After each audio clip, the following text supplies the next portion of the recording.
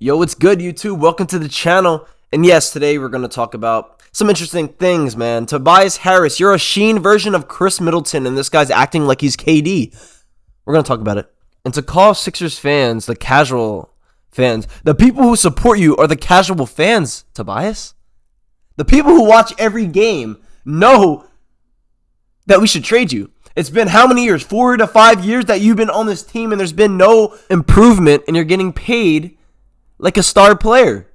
So I don't want to hear all this complaining and nonsense. It's the offseason, bro. Instead of complaining, work on your corner three. Instead of complaining, work on your dunking. Instead of crying to the media like a little Alright, so we're going to get into the video. Casual Sixers fans, they'll trade me for a crumble cookie. I have to realize, like, you're not getting a 6'9" forward back who can, damn near shoot 40% from three. Guard other team's best player.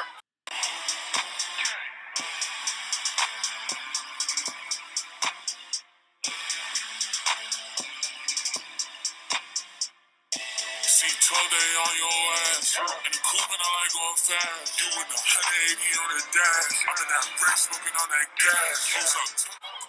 Shoot, post up, drive, play 70+ games a year. According to Tobias Harris, he has the mentality of Michael Jordan, the passing of Magic Johnson, the handles of Kyrie, defense of Hakeem, footwork of Kobe, height of Kevin Durant, shooting as Steph Curry, strength like Wilt Chamberlain, clutch like Michael Jordan, athletic like LeBron James, and speed like Westbrook. Like, bro, you're not him, bro. Like, what? Bro, how many points did you average? Like 15? Like, stop it, bro.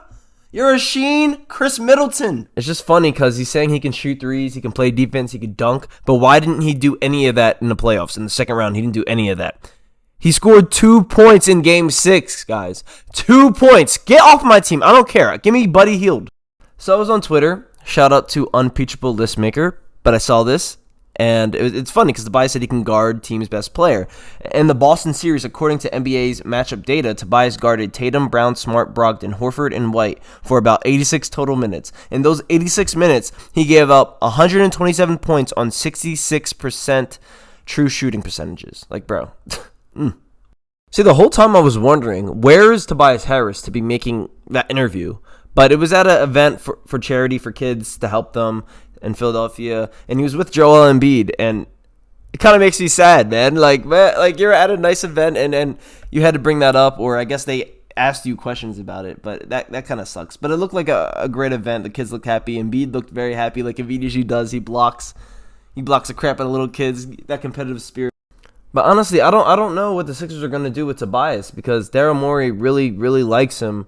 Embiid really, really likes Tobias. So it's just weird. I don't know how it's going to work out, but we'll see what happens. We'll probably have more clarity of the situation once James Harden resigns or leaves. So we'll see what happens with that. And I know you see the screen. Life has gone full circle. There's a kid with an Okafor jersey asking Joel Embiid for an autograph.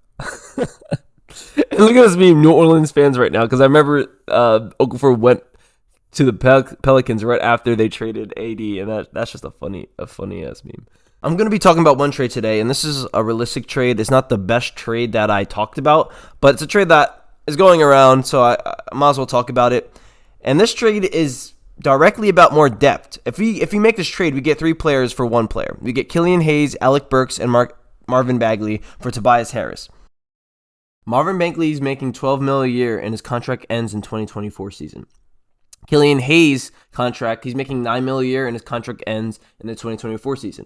Alec Burks is on an expiring contract, and he's making $10 million a year. So the money works out great for us. And we would also have a familiar face coming back.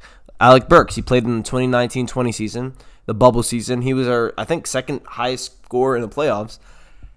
The Sixers acquired Burks at the deadline of 2020, and he provided good play off the bench, averaging 12.2 points and shooting 42% from deep. In 51 games, the Pistons, he averaged 12.8 points, 3 boards, while shooting 42% from deep in 2023. He's going to instantly help the bench because of his shooting. He's a great scorer, so I would be excited for this trade, not going to lie. The other player in this trade is Marvin Bagley III. He's often injured, but standing at 6'11", he would bring size, athleticism to the bench unit.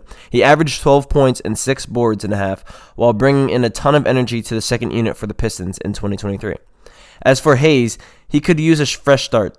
He did average 10.3 points and 6.2 assists while starting 56 games, but it's obvious what the pecking order is in Detroit, and the former lottery pick could use a fresh scenery, and the Sixers offer that for him.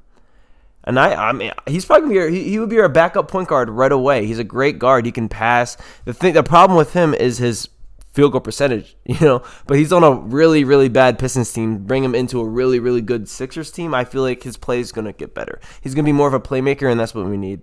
Another tweet by the GOAT Impeachable Listmaker: the Sixers are about to lose McDaniels, who should be their starting power forward, for nothing after trading Matisse and the 34th pick in an insanely deep draft for him. And we still have people out here saying moving Tobias for cap space is a bad idea because Morey has a master plan. This stuff is just comical at this point. We see other teams doing trades left and right, and they're not giving away as much, and we're just asking to get away. Just trade Tobias. That's the only thing we're asking, and it's been taking them how many years? 3 years. So, yeah, this is very, very draining. If the Pacers are going to offer you Buddy Hield, just accept it, please. And we would probably have cap space to re-sign McDaniels. So let's just do that, please. Maxey was talking about his summer goals on his podcast called Maxey on the Mic. I'm going to skip into where he says, I think the main things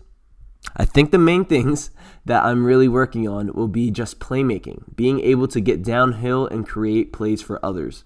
I feel like that can just open up so much more.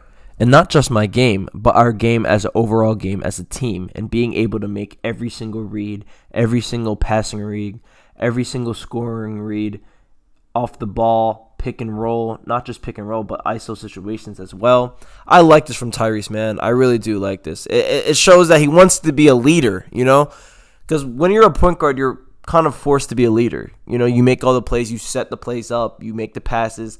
Tyrese Maxey wants that, and I'm very proud of him, and I really want to see this work. I'm excited. And these are Maxey's thoughts and impressions of Nick Nurse. We brought in Coach Nurse, and like I said, I got to talk to him a few times, right after he got hired and right after his press conference. It sounds like he has a plan. It's hard to do X and O's right now. It's June. I mean, it's impossible. You don't know what your roster is going to look like. You don't know anything. You just know it's the offseason, but it seemed like he has an idea. He has a plan, has a vision, and I think he's going to push us and try to get the best out of us.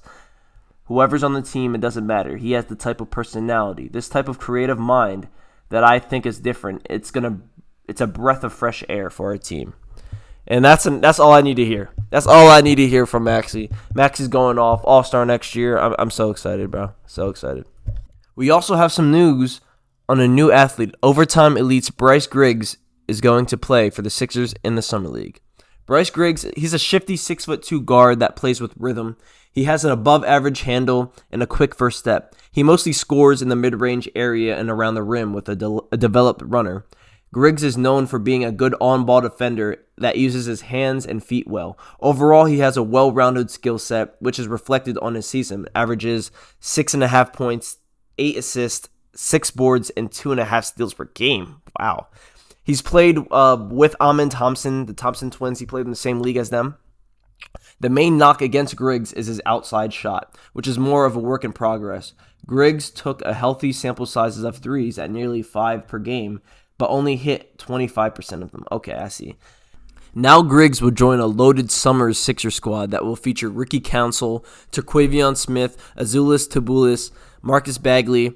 It remains to be seen if players such as Philip Putrasev or Jaden Springer will play in the Summer League.